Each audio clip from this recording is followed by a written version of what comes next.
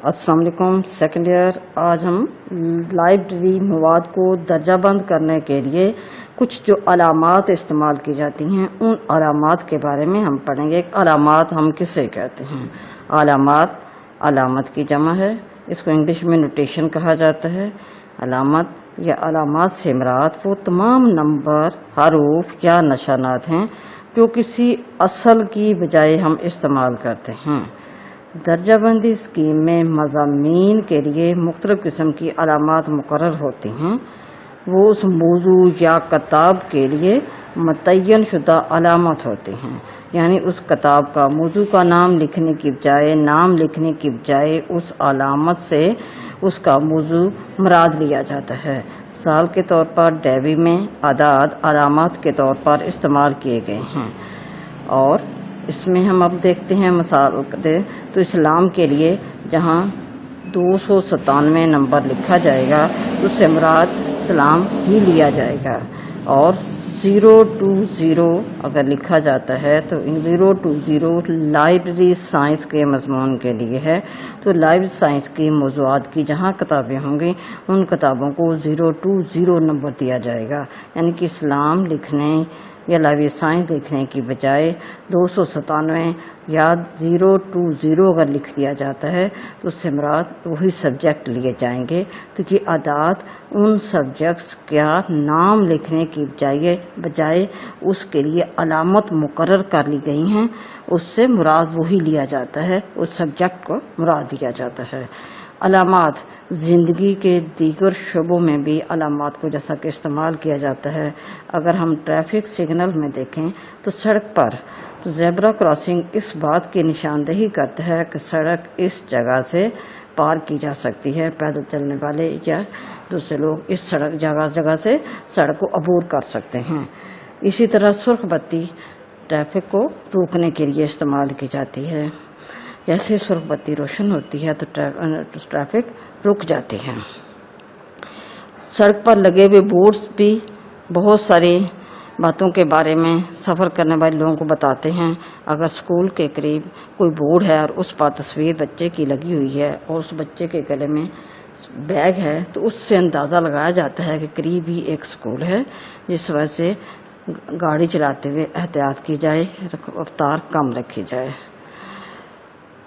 اسی طرح بہت سارے طویل ناموں کی بجائے مختصر الفاظ بھی استعمال کیے جاتے ہیں. مختلف علامات یا شکلیں بھی استعمال کی جاتی ہیں.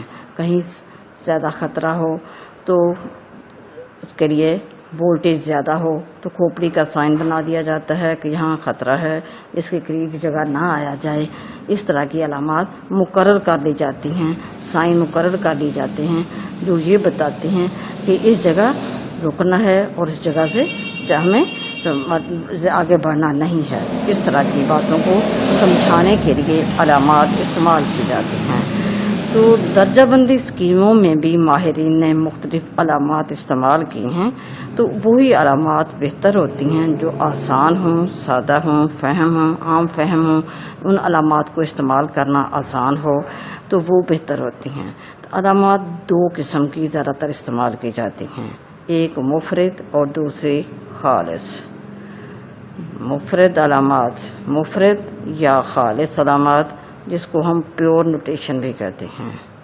مفرد یا خالص علامات جس کو پیور نوٹیشن بھی کہا جاتا ہے. مفرد یا خالص علامات مراد وہ علامات ہیں جس میں صرف ایک ہی قسم کی علامات نشانات استعمال کیے گئے ہوں، اسے مفرد علامات کہتے ہیں. مثال کے طور پر اعداد، حروف یا نشانات میں سے کسی ایک سائن کو ایک یا حروف میں سے یا اعداد میں سے کچھ استعمال کیے گئے ہوں، علامات استعمال کیے گئے ہوں، اس کو مفرد علامت کہتے ہیں. جس طرح کے ڈیوی ڈیسیمل کلاسیفیکیشن اسکیم جس کے میں صرف اور صرف اعداد استعمال کیے گئے ہیں، اس میں اور کسی قسم کے کوئی نشانات شامل نہیں ہیں، نہ الفابیٹ میں سے نہ میتھمیٹیکل سائن میں سے کوئی اور نشان اس میں شامل کیا گیا ہے. صرف اور صرف 1 2 3 یعنی کہ 1 2 3 عربی اعداد استعمال کیے گئے ہیں، رومن اعداد میں سے بھی کوئی علامت اس میں استعمال نہیں کی گئی، تو اس علامت کو ہم جو ڈیوی نے اپنی درجہ بندی اسکیم میں استعمال کی ہے اس کو خالص علامت کہا جاتا ہے۔ اسی کو ہم مفرد علامات بھی کہتے ہیں یا انگلش میں پیور نوٹیشن کہتے ہیں۔ نمبر 2 مرکب علامات، جس کو مکسڈ نوٹیشن انگلش میں کہا جائے گا۔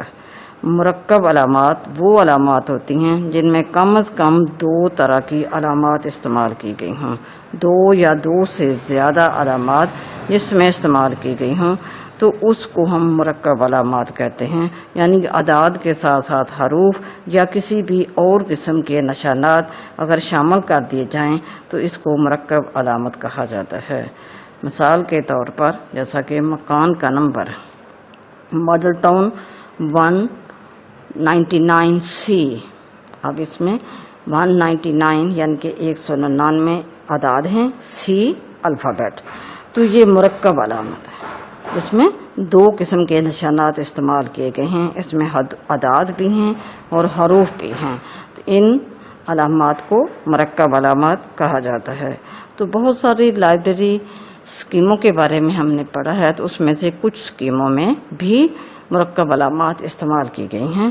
لائبریری آف کانگریس اسکیم اور یونیورسل ڈیسیمل کلاسیفیکیشن اسکیم میں جو علامات ہیں وہ مرکب ہیں۔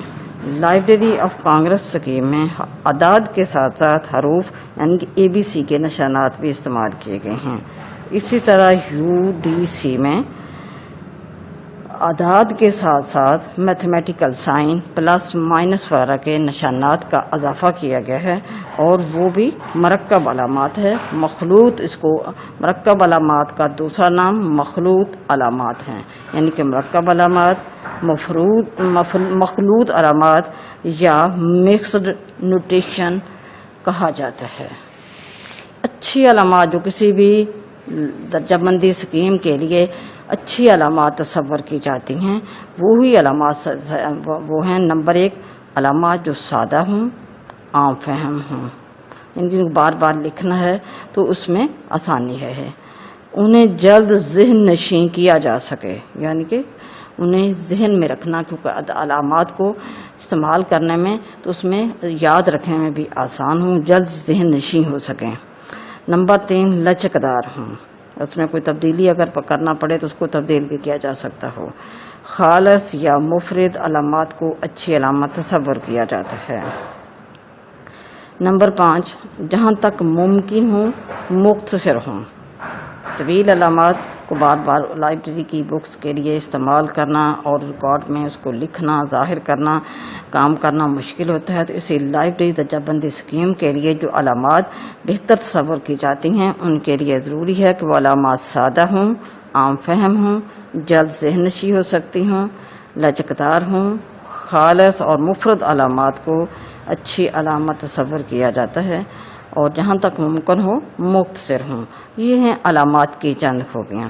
آج میں نے علامات سے کیا مراد ہے، علامات کی اقسام کون کون سی ہیں، علامات کی اچھی علامات کی کون کون سی خوبیاں ہیں، ان کے بارے میں آپ میں نے پڑھایا ہے۔ علامات وہ کہ ہم درجہ بندی کا جو چیپٹر پڑھ رہے ہیں، درجہ بندی یعنی کلاسیفیکیشن، تو اس میں کتابوں کو درجہ بند کرنے کے لیے جو نشانات مقرر کیے جاتے ہیں ان کو علامات کہا جاتا ہے۔ اور علامات کون کون سی ہیں، کتنی قسم کی ہیں، علامات کی کون کون سی خوبیاں اچھی علامات کی ہونی چاہیے، آج میں نے آپ کو بتائی ہیں۔ اللہ حافظ۔